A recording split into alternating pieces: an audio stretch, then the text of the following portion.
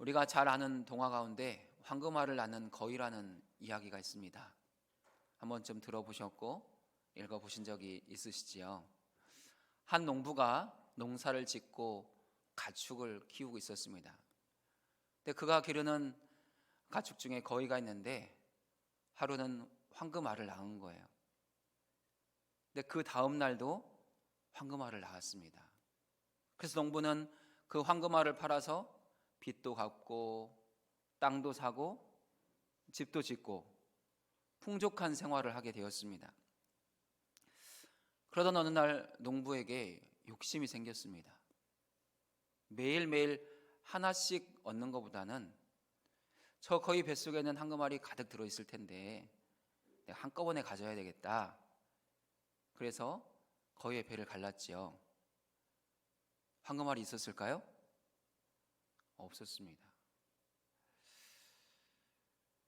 이 이야기는 이솝 우화에 나오는 이야기입니다. 사람들의 욕심, 탐심을 교훈할 때 주로 사용되는 이야기죠. 근데 이 이야기는 또한 우리의 원함과 필요에 대한 통찰력을 주는 이야기이기도 합니다.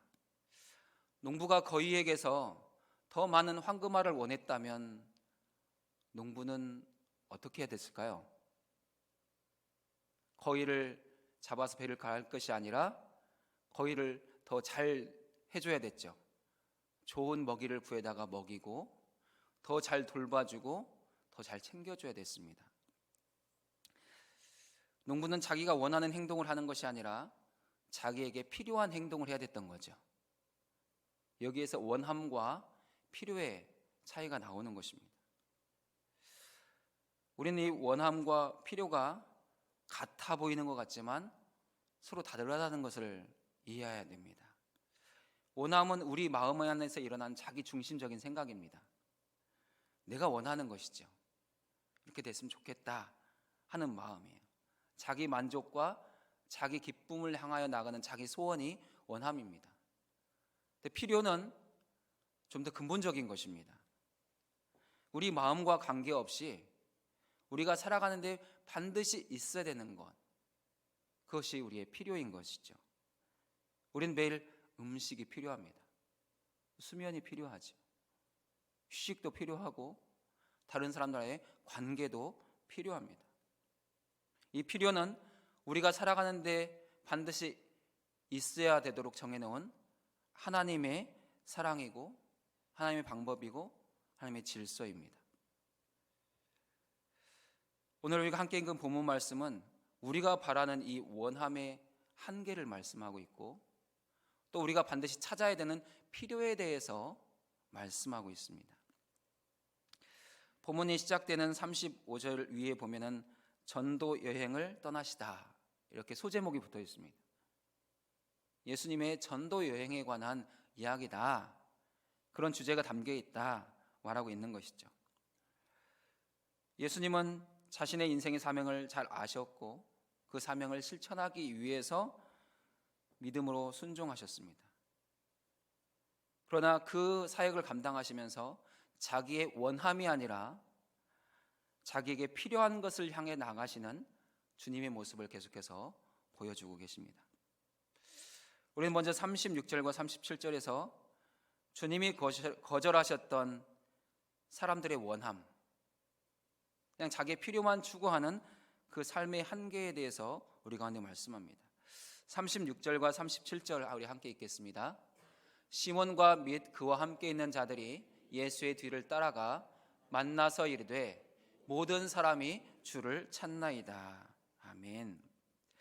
우리는 예수님의 뒤를 따라간 시몬과 제자들, 그리고 예수님을 만나기 위해서 찾아왔던 사람들에게서 그들이 예수님께 기대하고 있는 이 원함이 얼마나 자기 중심적이었는가를 알 수 있습니다.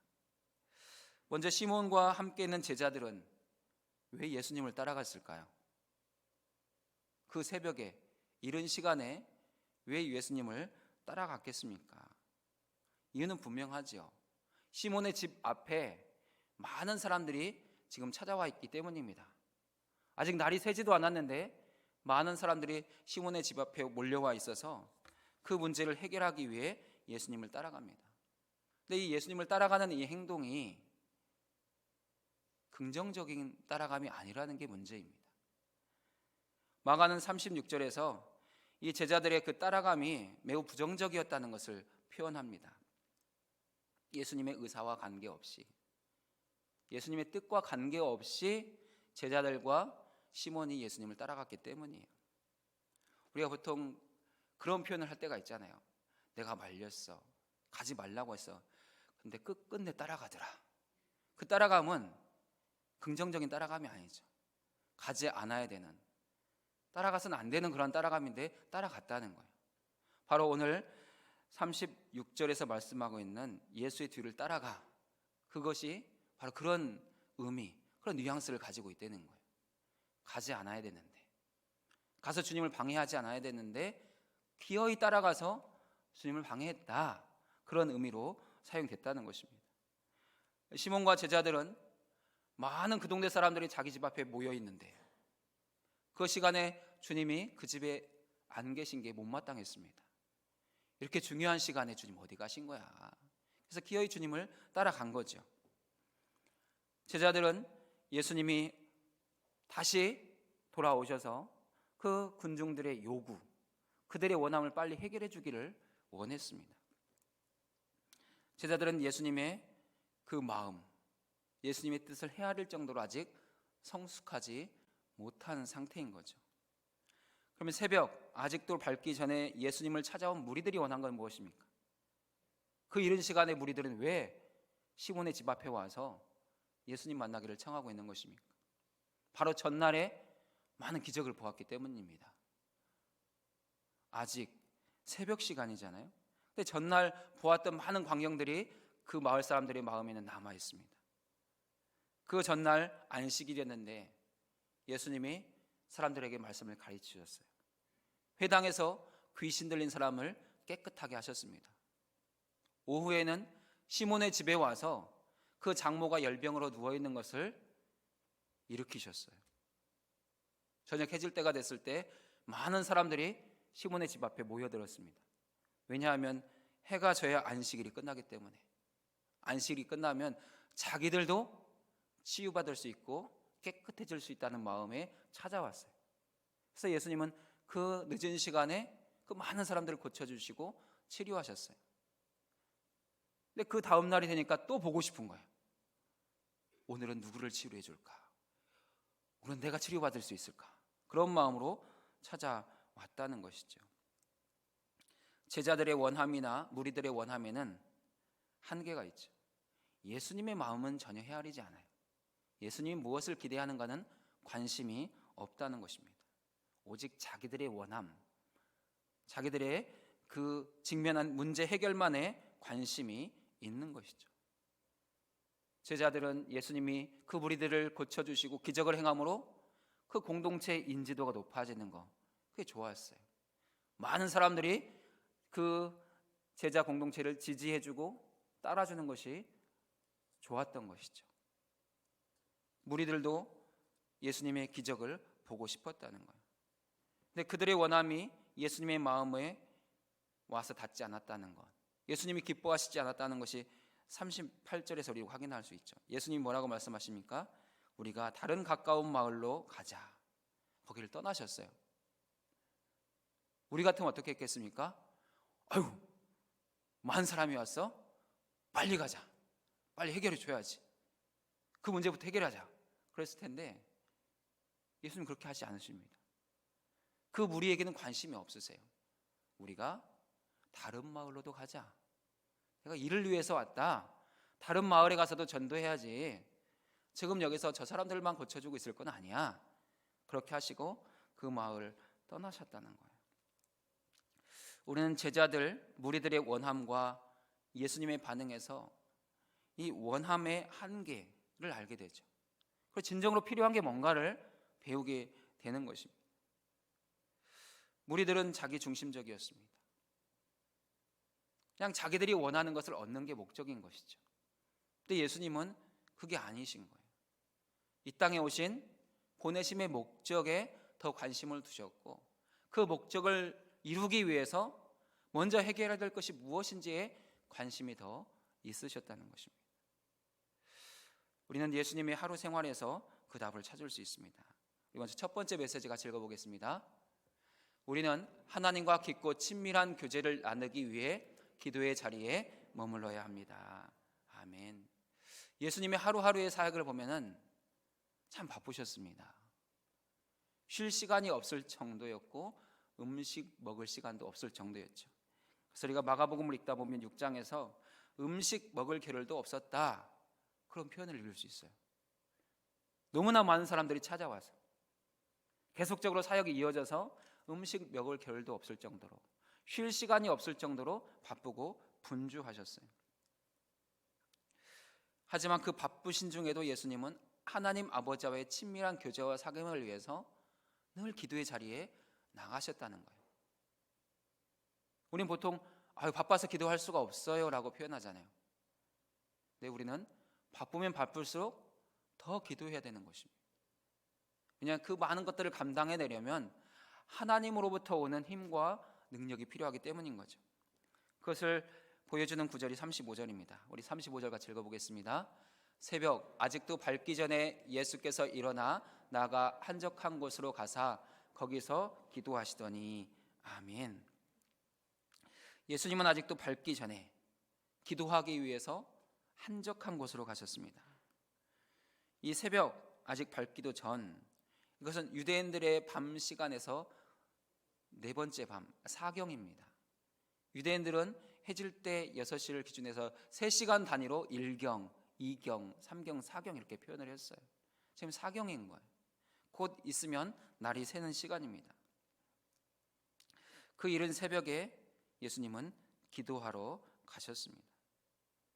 근데 앞에도 이야기했지만 전날 늦은 시간까지 사역하셨어요. 안식일에 온종일 사역하신 거예요. 해질 때도 그 동네 사람이 다 왔어요. 다 치료해서 보내셨거든요. 다 깨끗하게 고쳐서 보내셨어요. 그러니까 밤 늦은 시간까지 사역하신 거예요. 밤 늦게까지 일했으면 새벽에는 좀 쉴만도 하신데 그러지 않으셨다는 거예요. 그 새벽 시간에 하나님 앞에 나가 기도를 하신 것이죠. 예수님은 몸도 피곤한데 왜 그렇게 새벽 시간을 깨워서 기도하셔야만 했을까요?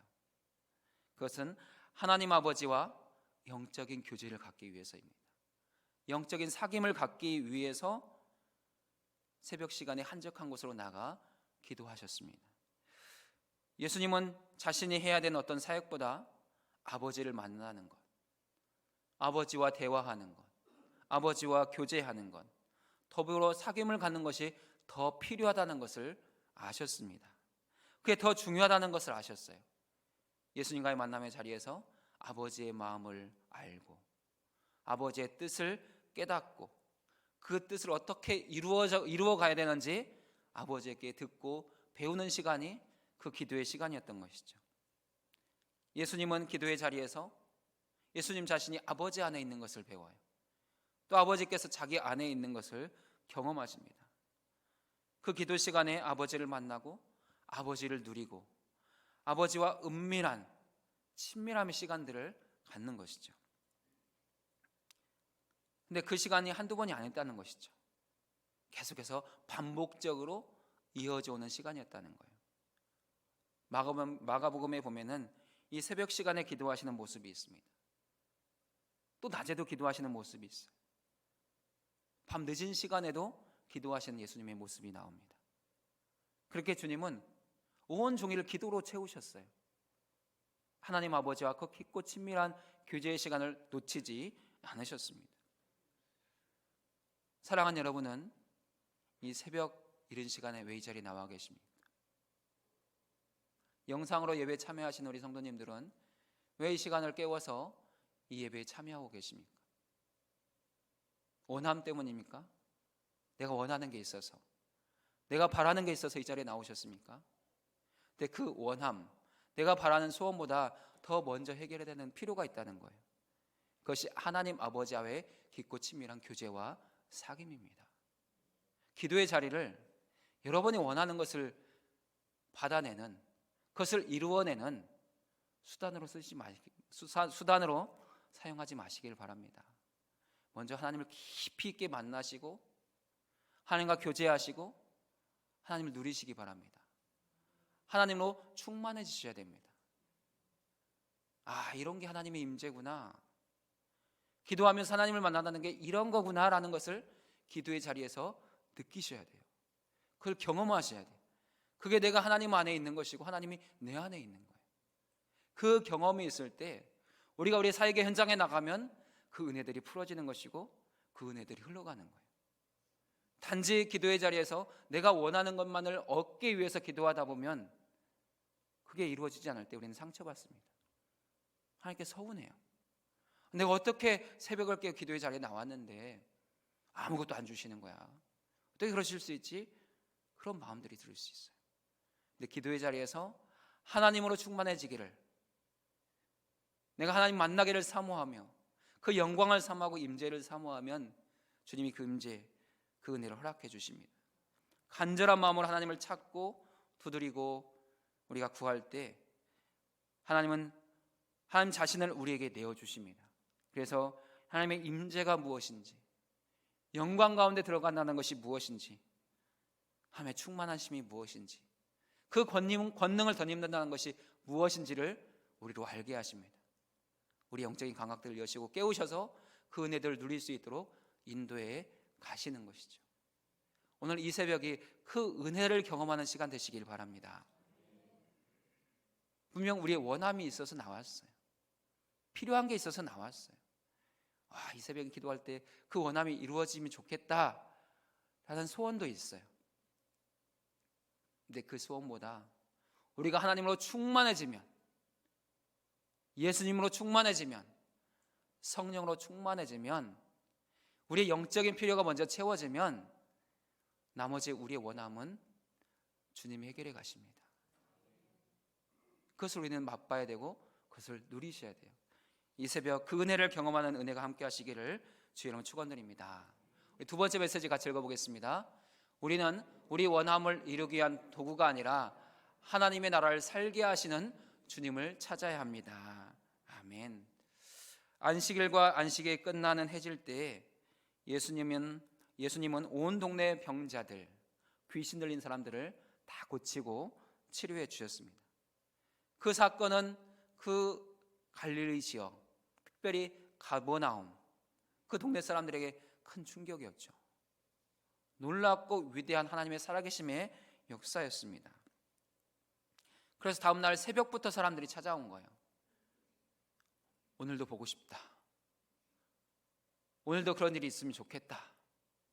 오늘은 어떤 기적을 행하시나, 그런 기대와 사모함이 있는 거죠. 그리고 오늘은 내가 그 주인공이 될 수 있을까, 그런 마음으로 예수님에게 찾아왔다는 거예요. 어제 그 광경을 목격한 시몬과 제자들, 그리고 그곳에 모여든 무리들은 예수님이 무엇을 원하시는가에는 거의 관심이 없습니다. 단지 지금 그들에게 있는 현실에 집중하고 있을 뿐인 거죠. 그 모습이 37절인데요. 우리 같이 읽어보겠습니다. 만나서 이르되 모든 사람이 주를 찾나이다. 그 마을에 모든 사람이 다 주를 찾고 있어요. 예수님을 찾고 있어요. 근데 왜 찾고 있는 것입니까? 예수님이 그들의 주님이라고 고백하기 위해서, 예수님을 찬양하기 위해서, 예수님을 예배하기 위해서 찾는 게 아니죠. 기적을 보고 싶어서, 축사를 보고 싶어서, 치유를 보고 싶어서 지금 예수님을 찾는 거예요. 그런 놀라운 기적을 보면서 혹시 저분이 메시아 아닐까? 아직 메시아인지 아닌지는 모르겠지만 혹시 그런 기대감을 갖고 예수님을 찾아온 거예요. 근데 예수님은 그들의 어떤 기대감이나 열광이나 원함에는 전혀 관심이 없으시죠. 기적이 더 보고 싶은데, 빨리 치료되고 싶은데, 회복되고 싶은데 그 마음에는 크게 관심을 두지 않습니다. 그래서 예수님은 38절에서 이렇게 대답하시죠. 같이 읽어보겠습니다. 우리가 다른 가까운 마을로도 가자. 거기서도 전도하리니 내가 이를 위하여 왔노라 하시고. 아멘. 예수님은 제자들에게 예수님이 왜 이 땅에 오셨는지를 말씀하세요. 지금 밖에 사람들은, 제자들은 예수님이 원하는 게 그게 아니에요. 많은 사람이 왔냐? 빨리 가자. 빨리 고쳐주고 치료하자. 그런 게 아니에요. 우리가 가까운 다른 마을로 가자. 사람들이 너무 많이 몰려 있구나. 내가 이 땅에 온 건 그게 목적이 아닌데 다른 마을로 가자. 내가 거기 있어도 전도해야 되겠다라고 말씀하시죠. 근데 예수님이 그렇게 말씀하신 그 전도가 무엇인지 동일한 내용을 기록하는 누가복음 4장 43절을 보면 분명히 알 수 있습니다. 함께 읽어보겠습니다. 예수께서 이르시되 내가 다른 동네들에서도 하나님의 나라 복음을 전하여야 하리니 나는 이 일을 위해 보내심을 받았노라 하시고. 아멘. 예수님이 이 땅에 오신 목적, 하나님께서 아들을 이 땅에 보내신 목적은 하나님의 나라 복음을 전하도록 보내셨다는 거예요. 하나님의 나라 복음이 무엇입니까? 하나님이 다스리신다. 하나님이 통치하신다. 하나님의 다스림 안으로, 하나님의 통치 안으로 들어와라는 선포이고 부르심인 거죠. 그래서 이사야는 하나님의 나라 복음에 대해서 아름다운 소식을 전하는 자들의 발이여 하면서 하나님이 다스리신다, 하나님이 통치하신다 선포했죠. 예수님 역시 그 사역의 첫 선포가 무엇입니까? 회개하라, 천국이 가까이 왔다. 회개하라, 하나님의 나라가 가까이 왔다였어요. 하나님이 여러분을 다스려야 됩니다. 하나님이 여러분을 통치하게 하십시오. 그것이 주님의 첫 선포였어요. 예수님이 다른 가까운 마을로도 가서 전도하는 내용 역시 하나님의 나라입니다. 하나님의 나라가 너희 가운데 임하고 있다, 지금 이미 임했다 라고 선포하는 것이 주님의 전도였습니다. 그리고 그 하나님의 나라는 나를 통해서만, 나로 말미암고만 들어갈 수 있다고 말씀하시는 것이 예수님의 가르침이었죠. 그래서 예수님은 복음서 여러 곳에서 나로 말미암지 않고는, 내가 이끌지 아니하면 그 나라에 들어갈 수 없다라고 말씀하시고 가르치신 거예요. 사랑하는 여러분, 세상 모든 사람들이 주를 찾습니다. 이 새벽 우리도 주님을 찾습니다. 주님을 찾는 이유가 무엇입니까? 주님의 다스림과 통치를 받기 위해서입니까? 아니면 그 주님의 능력이 좀 필요해서입니까? 여러분이 매일 새벽마다 깨우는 이유, 여러분이 기도의 자리에 기도의 제단을 쌓는 이유가 주님의 다스림과 통치를 받기 위함이 되시길 바랍니다. 주님, 나를 다스려 주십시오. 주님, 나를 통치해 주십시오. 내가 내 인생의 주인이 아니라 예수님이 내 인생 주인 되기를 원합니다. 내 인생에 주님이 원하셨던 그 목적을 향해 갈 수 있도록 이끌어 주시고 인도해 주시길 원합니다. 그것이 여러분의 기도가 되셔야 되는 거예요.